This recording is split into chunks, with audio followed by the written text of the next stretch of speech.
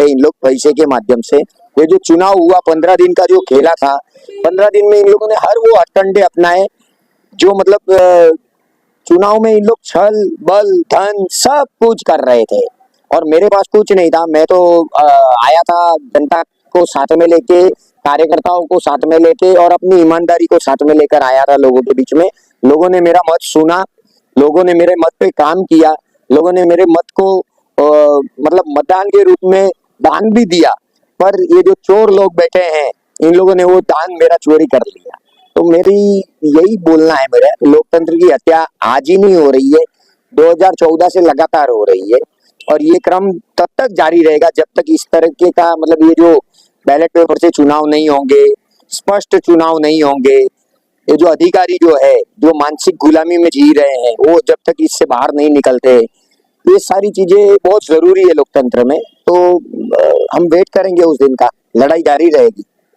बोल रहे थे सोशल मीडिया पे कि ऐसा एमपी है जिसमें सेम मतदान हुआ दोनों पार्टी को, और आपका आरोप है कि ऐसा नहीं हो सकता, क्या कहना?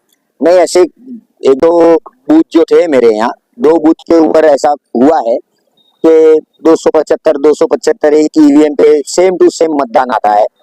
वो ईवीएम खराब हो जाती है। एक ईवीएम पे हमको आए 4 मत, एक पे आए 1 मत, उनको आए 1 मत।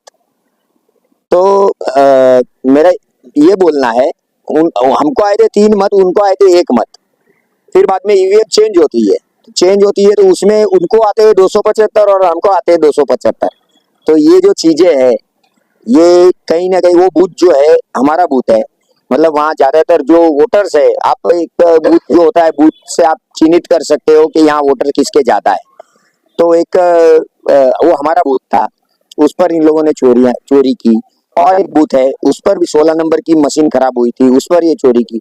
मतलब इनका जो काम था, इन्होंने जोन ऑफिसर और इलेक्शन कमीशन को अपने हाथ में लिया हुआ था, शासन इनके हाथ में है और इन लोगों ने हर तरीके से कितने वोटर उसको तो वोट हो गए, मतलब वो अंदर वोट करने गए तो पता चलता है कि नहीं तुम्हारा वोट हो गया है, मतलब बोगस मतदान भी हुआ है। कई ऐसे लोग जो इस दुनिया में नहीं है उनके नाम का मतदान भी हुआ है। तो हर हथकंडा अपनाया गया, मतलब जहां जहां से ये कुछ कर सकते थे वो कोशिश की इन लोगों ने। हम तो पहली बार आए थे मतदान में, इतनी हमारे चाचा जो है 25 साल से लड़ रहे हैं, तो क्या है उनको पूरा मतलब चोरी करने का अनुभव है, तो हमको तो वो अनुभव नहीं है।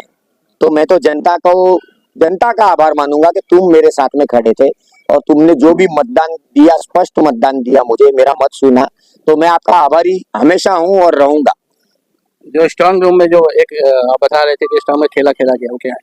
स्ट्रांग रूम के कोई नहीं जा सकता है उस दिन रात। हाँ, मतलब अंदर तक उसके आदमी लोग जा रहे थे। उनका एक आदमी है सूर्यकांत घुमाले करके, जो उनका खास आदमी है, वो आदमी एक बाइक पे जा रहा है, हमारे लोगों ने वीडियो भी बनाया है।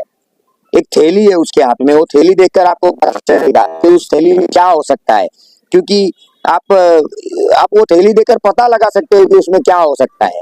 वो बार बार थैली को हाथ लगा रहा है, थैली वहां तक लेके जा रहा है।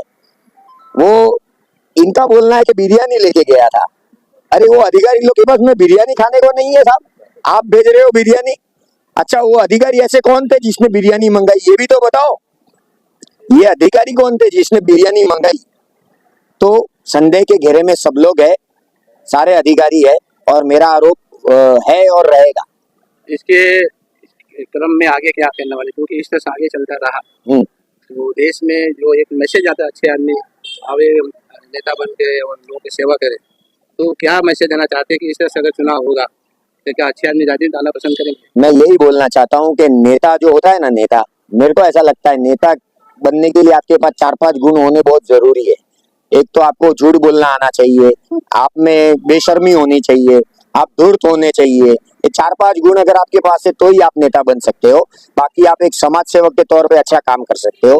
तो मैं तो लोगों को बोलना चाहता हूँ, मैं एक अच्छा समाज सेवक हूँ, नेता कभी नहीं बन पाऊंगा क्योंकि मैं स्पष्ट बोलने वाला आदमी हूँ, और स्पष्ट बोलने वाला जो आदमी होता है ना, उसको ये लोग झेल नहीं सकते। मतदाताओं के लिए जो मतदाताओं ने आपको योगदान दिया है, कार्यकर्ता योगदान दिए, राशि लेकर दिए, तो उनके लिए क्या है? उनके लिए आभारी हूँ। उन्होंने जो भी मेरे पे विश्वास दिखाया और मैंने उनसे जो वादे किए वो सारे वादे पर अडिग हूँ और मैदान में हूँ युद्ध नहीं जिनके जीवन में वो भी बड़े अभागे होंगे, या तो प्रण को तोड़ा होगा या फिर रण से भागे होंगे। तो मैं या ना तो प्रण तोड़ने वाला आदमी हूँ ना रण से भागने वाला आदमी हूँ। अभी तो लड़ाई चालू हुई है, उनको बोल देना सामने वाले लोगों को कि अभी लड़ाई चालू हुई है, आपको हम दिखाएंगे कि किस तरीके से एक नगर सेवक काम करता है और सच्चा नगर सेवक जो लोगों का होता है वो कैसा होता है।